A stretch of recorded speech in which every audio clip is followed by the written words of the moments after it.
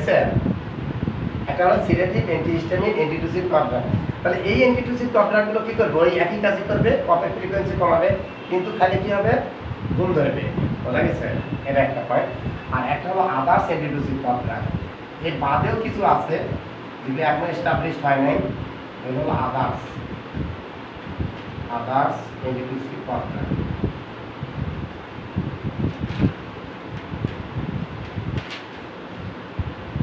আচ্ছা, এর উপরেরটার একটা উদাহরণ দেন, সেটা কোনটা? ক্লোরফেনিরামিন, আছে স্টেসিন নামে যেটা পাওয়া যায়।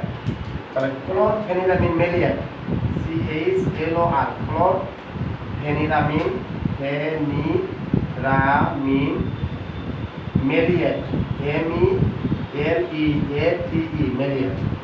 আর এটা হলো others antihistamine, others antitussive contract. এটা হলো যে গাড়িতে বিক্রি করে একটা কফ লজেনগুলো, এটা খেলে কিন্তু সাথে সাথে দেখবেন কাশ কমে যায়। হ্যাঁ, এটা হলো পিপারমেন্ট একটা, পিপারমেন্ট কফ লজেন।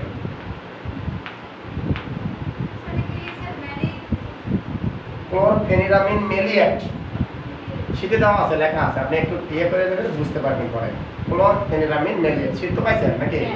আচ্ছা, মেলিয়েট উচ্চারণ দেওয়া নাই, ক্লোরফেনিরামিন কি করেন ওটা মেলিয়েট আকারেই থাকে। মেলিয়েট খুব গুরুত্বপূর্ণ নয়, এই ক্লোরফেনিরামিন করলেই হবে। ওটা তৈরি করার সময় ওই উপাদানটা দেওয়া লাগে, কারণ হলে তৈরি হয় না। এখন দেখেন তো আমরা তাহলে অ্যান্টিটুসিভ কফ ড্রাগ কাকে বলে এটা বুঝলাম। আচ্ছা, অ্যান্টিটুসিভ কফ ড্রাগ কয় ধরনের? 4 ধরনের। একটা হলো নার্কোটিক অ্যান্টিটুসিভ, এটা খালি কাশির ফ্রিকোয়েন্সি, এই সবগুলো খালি কাশির ফ্রিকোয়েন্সি কমবে, কিন্তু নার্কোটিকটা খালি নেশা হবে, নার্কোটিক খালি নেশা হবে না, সিডেটিভ খালি ঘুম হবে, আর আদার্স খালি এটা শুধু এটা এস্টাবলিশড হয় নাই, এটা আমরা ইউজ করব না, আমরা মেডিকেল পারসন। ঠিক আছে? তাহলে তাহলে এর মধ্যে দেখেন তো সবচেয়ে নিরাপদ কোনটা? 2 নম্বরটা অবশ্যই নিরাপদ এবং এটাই সবচেয়ে বেশি চলে। তাহলে 2 নম্বরটা রাখবেন, স্টার দিয়ে রাখবেন, ডাবল স্টার। এই উপাদানটার নাম কি? ডেক্সট্রোমেথরফেন। এটা চালাবেন বেশি। এখন কোন ক্ষেত্রে চালাবেন? যখন দেখবেন যে অনবরত কাশতেইছে কোনোভাবেই কাজ বন্ধ হচ্ছে না, তখন এটা ডেক্সট্রোমেথরফেন দেবেন। ঠিক আছে? ক্লিয়ার আছে? এবার আর একটা গ্রুপে যাই। দ্বিতীয় গ্রুপে কি লিখছিলাম? Mucolytic cough drug. দেখি এই 3-4টা জিনিস বলতে পারেন নাকি? অ্যান্টিটুসিভ কফ ড্রাগ কয় ধরনের? কি নার্কোটিক অ্যান্টিটুসিভ, হ্যাঁ নার্কোটিক অ্যান্টিটুসিভ, তারপরে হ্যাঁ ঠিক আছে, নার্কোটিক, সিডেটিভ, আদার্স। হ্যাঁ, উপায়ের শব্দগুলো কিন্তু লেখা রাখবে, আপনি বলতে সহজে বললেন। আপনি বলেন তো। হ্যাঁ, নার্কোটিক নার্কোটিক শুধু বললে হবে তো। নার্কোটিক হলো নেশাগ্রস্ত হয়। আচ্ছা, নন নার্কোটিক হচ্ছে নেশাগ্রস্ত হয় না, নরমাল। নার্কোটিক অ্যান্টিটুসিভ কফ ড্রাগ, তারপরে নন নার্কোটিক অ্যান্টিটুসিভ কফ ড্রাগ এভাবে বলবেন। তারপরে আচ্ছা মনে করবেন, ভাষায় বারবার লিখবেন, তাহলে মনে হবে। তারপরে সিডেটিভ, অ্যান্টিহিস্টামিন, অ্যান্টিটুসিভ কফ ড্রাগ, সিডেটিভ, অ্যান্টিহিস্টামিন, অ্যান্টিটুসিভ কফ ড্রাগ, আদার্স অ্যান্টিটুসিভ কফ ড্রাগ। আপনারা হয়েছে বলেন। নার্কোটিক, হ্যাঁ হ্যাঁ হ্যাঁ হ্যাঁ হ্যাঁ, আপনি বলেন। হ্যাঁ, অ্যান্টিটুসিভ কফ ড্রাগ, তারপরে হ্যাঁ হ্যাঁ, আরেকটা আদার্স। তাহলে আমরা এগুলো বুঝলাম। এখান থেকে যে সামারিটা পাইলাম, সেই সামারিটা হলো যে এই ড্রাগগুলো কি করবে? কফের ফ্রিকোয়েন্সি কমাবে। তার মানে সমস্যার পুরো সমাধান দেবে না, শুধু হ্যাঁ আদার্সটা কি করবে? এটা এগুলোর মতো এখনো এস্টাবলিশড হয় নাই, মোটামুটি চলে। খাইলে পরেই দেখা যায় যে কাশের ফ্রিকোয়েন্সিটা কমে, কাশ কমে যায়, কিন্তু কিভাবে কমালো, কমালো, এত কিছু আবিষ্কার হয় নাই। ড্রাগের সাইড এফেক্ট, একটা ড্রাগ এস্টাবলিশড হওয়ার জন্য অনেক রিসার্চ লাগে, তাই না? সেগুলো হয় নাই এই ড্রাগের উপরে। এগুলো হলো আদার্স, কিন্তু এগুলো কি করে? এগুলো ওই ব্রেনের কফ সেন্টার পয়েন্টেই কাজ করে সবগুলো। বোঝা গেছে? তাহলে আমরা এইটাকে চয়েস করবো সবসময়। আর কখন দেবো? যখন অনবরত কাশতেই থাকবে, কোনোভাবেই কাজ বন্ধ হচ্ছে না, তখন দেবো। এইগুলো হলো অ্যান্টিটুসিভ কফ ড্রাগগুলো। এবার হলো মিউকোলাইটিক কফ ড্রাগ।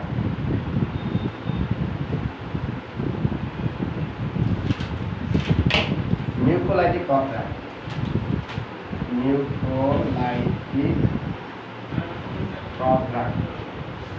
তাহলে যে সকল কন্ট্রাক্ট মিউকাসের কনসেন্ট্রেশন কমায়, দেখেন মিউকাস কোথা থেকে তৈরি হচ্ছে, এই যে লাইনিং থেকে তৈরি হচ্ছে, যে ব্রঙ্কাসের ওয়াল থেকে, ট্রাকিয়ার ওয়াল থেকে, ফ্যারিংসের ওয়াল থেকে, এগুলো সব এখান থেকে মিউকাস তৈরি হচ্ছে। এই মিউকাসগুলো ঘন জমা হয়ে যাচ্ছে। ধরেন এখানে মিউকাস আছে, খুব গাঢ় অবস্থায় আছে, তাহলে গাঢ় মিউকাস থাকলে এদিক দিয়ে বাতাস চলাচল হচ্ছে না, তার মানে লাংসের এই জায়গাটা কাজ করতেছে না, অন্য জায়গায় দিয়ে কাজ করে আমরা বেঁচে আছি। ঠিক আছে, তো এই জায়গাটা তো ক্লিয়ার করা লাগবে, যেখানে গাঢ় হয়ে আছে কি মিউকাস, যেখানে সেলের সাথে এখানে গাঢ় হয়ে আছে, তাহলে এই ওষুধটা খেলে কি করবে, এই ওষুধটা এই সেলের সাথে তরল করে দেবে, ফলে কাশি দেওয়ার সাথে সাথেই বের হয়ে যাবে। তাহলে কাশির কিন্তু দরকার আছে, দেখছেন ভিতরে কোনো সমস্যা হলে কাশির দরকার আছে। সেই জন্য আমরা ইনক্লুসিভ কন্ট্রাক্ট শুধুমাত্র কখন দেবো, যখন উদ্দেশ্য থাকবে হলো কাশির ফ্রিকোয়েন্সিটা কমা, একবারে কাশি বন্ধ করার জন্য না। ঠিক আছে, আমরা তাহলে ইনক্লুসিভ মিউকোলাইটিক কন্ট্রাক্ট কাকে বলা হয়, যে সকল কন্ট্রাক্ট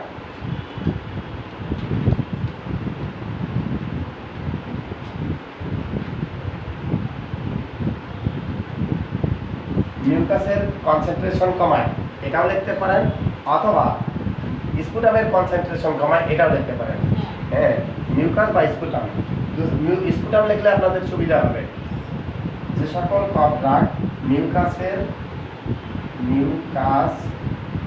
বা স্পুটাম লেখেন, স্পুটাম এর কনসেন্ট্রেশন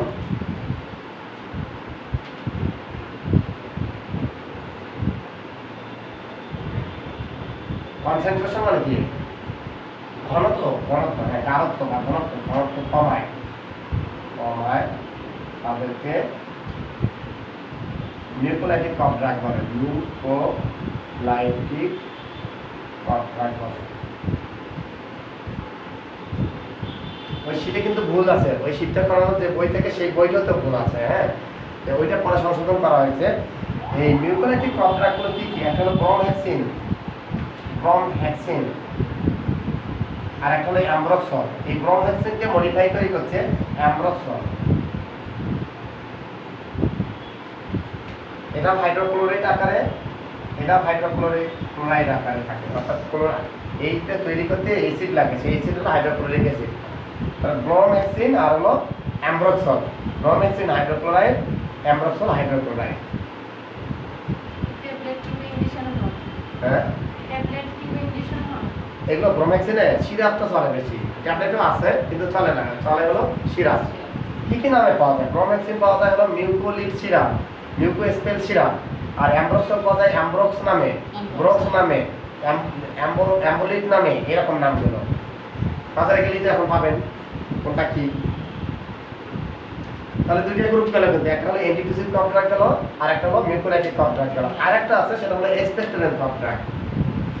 তাহলে প্রত্যেকটা একটু উদাহরণ পাইছি না। এখন দেখেন মিউকোলাইটিক কপটা কাকে দেব, যাদের কপটা প্রোডাক্টিভ কপ এবং ওই কপের সাথে যে সেলেসটা আসছে সেটা হলো খুব ঘন থাকার কারণে হয়তো আসতেছে না, অথবা আসলেও সেটা খুবই গাঢ় বোঝা যাচ্ছে, তাদেরকে দেব আমরা মিউকোলাইটিক কন্ট্রাক্ট। বোঝা গেছে? এবার আমরা আসি, আপনি কি বলছেন ইয়া মিউকোলাইটিক কন্ট্রাক্ট কাকে বলে বলেন তো?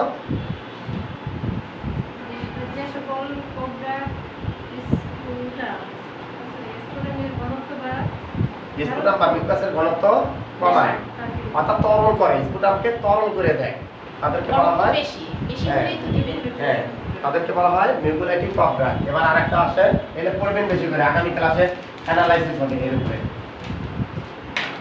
এক্সপেক্টোরেন্ট কন্ট্রাক্ট,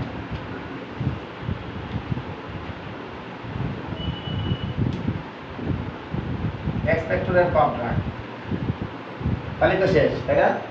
এখন আমরা তো আগেই বলছি যে এই যে ব্রঙ্কাসের পা থেকে কিন্তু সবসময় ক্ষরণ ঘটতেছে, অর্থাৎ নিঃসরণ ঘটতেছে, একটা তরল পদার্থ বের হচ্ছে, মিউকাস সহ একটা তরল পদার্থ বের হচ্ছে।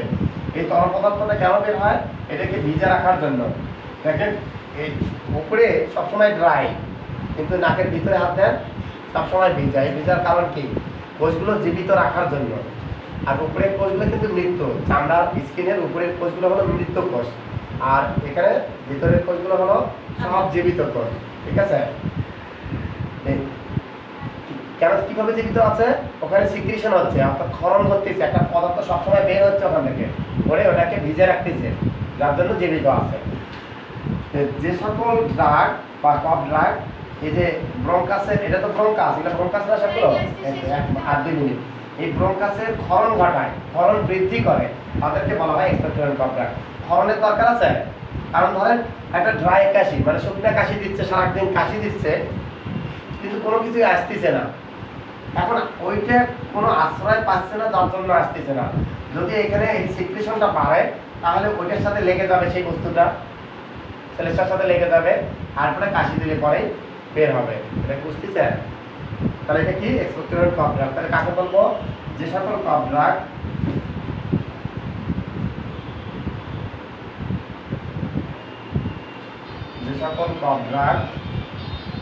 ব্রঙ্কিয়াল অনেক ব্রঙ্কাসের ক্ষরণ বৃদ্ধি করে, BRON, ব্রঙ্কাস এর ক্ষরণ বৃদ্ধি করে। ক্ষরণ বুঝছেন তো? যেমন রক্তক্ষরণ মানে কি? রক্ত বের হওয়া। ব্রঙ্কাসের ক্ষরণ বৃদ্ধি করে, তাদেরকে এক্সপেক্টোরেন্ট ড্রাগ করে।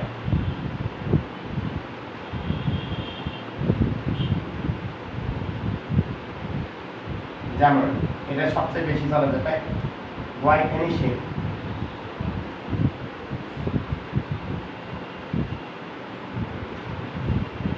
গুয়াইফেনিসিন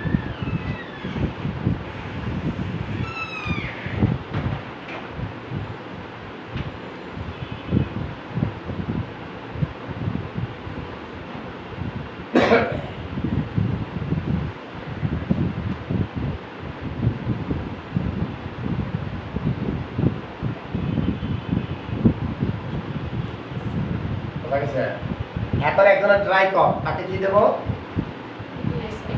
এক্সপেক্টোরেন্ট দেবো। তাহলে ড্রাইটা ড্রাই থাকবে না, এটা প্রোডাক্টিভ হবে, সেলেস্টার লেগে বের হয়ে আসবে। সারাদিন কাশতেছে এবং ড্রাই কফ, তাহলে কি দেবো বলো তো? এক্সপেক্টোরেন্ট দেবো। আর ওই কাশি কমাতে হবে না, সারাদিন কাশতেছে, তার অস্বস্তি লাগে যাবে, তো তখন একটাতে বলো নন নার্কোটিক অ্যান্টিটুসিড দেবো, ওই যে ডেক্সট্রোমেথরফেন, আর এটা দেবো হলো সেলেস্টার তৈরির জন্য। বোঝা গেছে? একজনের সারাদিন কাজ দিছে, কিন্তু আবার কফটা হলো গাঢ়, যখনই কফ আসে, অর্থাৎ কফ তো না স্পুটাম আছে, সেটা হলো গাঢ়। বলেন তো আপনি কি দেবো?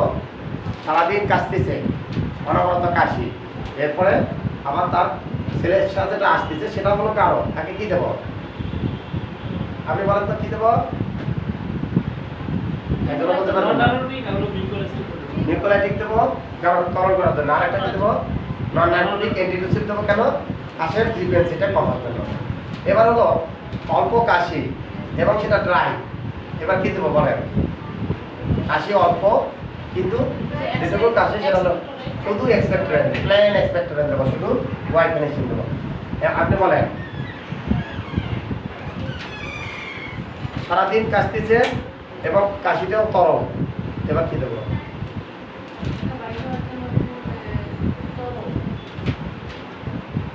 মানে কাশিটার স্পুটামটা এমনিতেই আছে, অত গাঢ় না, তখন কি দেবো? তখন শুধুমাত্র নন নার্কোটিক অ্যান্টিটুসিড কফ ড্রাগটা দেবো, কাশির ফ্রিকোয়েন্সি কমানোর জন্য। বোঝা গেছে? হ্যাঁ, সেগুলো কি নামে পাওয়া যায়? না, অ্যাম্ব্রোক্সকে ননটা ডেক্সট্রোমেথরফেন, ওইটা শীতে কাটা আছে, কিন্তু দেখেন একটা কিন্তু এইখানে কেটে, এটা একটু কেটে দেন, এটা বলে দিয়ে ভুল দিচ্ছি, এটা কি ব্রোমাইক্সেন, এটা অ্যাম্ব্রোক্সলটা এখানে আসবে, অ্যাম্ব্রোক্সল, আর এখানে অ্যাম্ব্রোক্সলটা আছে, সেটা কেটে দেন।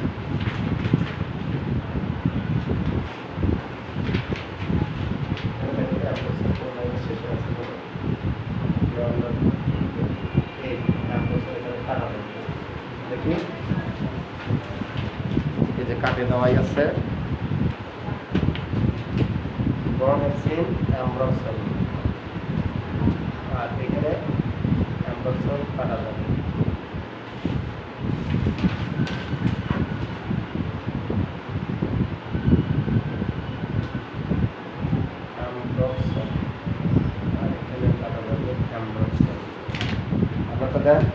আচ্ছা, আর এটা কাটেন, ওইখানে লেখেন। ক্লিয়ার বোঝা গেছে? এখন একটা সময় দিলে চার্ট দেওয়া যেত, চার্টটা দিলে সহজে